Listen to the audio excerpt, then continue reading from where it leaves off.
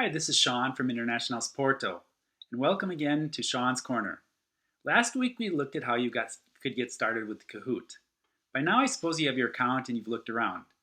And today I'm going to talk about different kinds of exercises that you can create, all focused on teaching and practicing language. There are 5 different kinds of Kahoot exercise that I've come up with. Let's start with one that's a favorite in workbooks. That's dehydrated sentences. When you set up Kahoot, you can choose the jumble option, and this will allow you to have sentence parts presented randomly each time you play. Students will drag the parts of the sentences in the right order on their phones. Please note that you can only cut up your sentences into 4 parts, so think about how you'd like to challenge your students. I often like to have sentences with 2 main clauses joined by linking words. The second type is the most common type to play, multiple choice options to grammar questions. It works out well to use sentences from other resources or the workbook. You simply need to have between 2 and 4 multiple choice answer options. You can even put in various correct answers, but I find that students don't really like that possibility. The third way is to use Kahoot for a flashcard activity. You can put pictures up on the Kahoot and give students vocabulary options. You could also ask questions like, "What's this?" so the students identify the picture.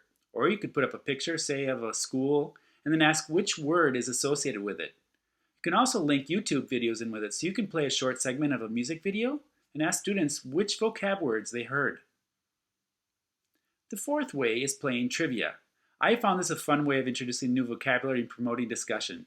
With these, I usually look for a Kahoot that's on a topic that I'm studying, like health, for example, copy it to my account, and then add or delete questions.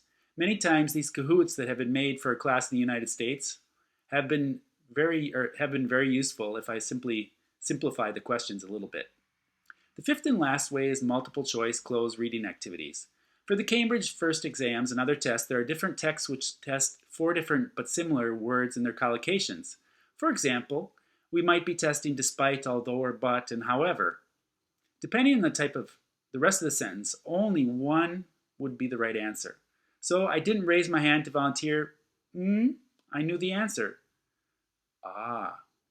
I didn't raise my hand to volunteer, although I knew the answer. Okay, so these are the 5 ways I have found of using Kahoots. It's a great way to keep students challenged, to keep the game fresh, and to also be able to adapt Kahoot to what you are teaching. If you'd like to read a transcript of this video, please go to our blog at blog.iporto.org. Thanks for coming to Shawn's Corner. Bye.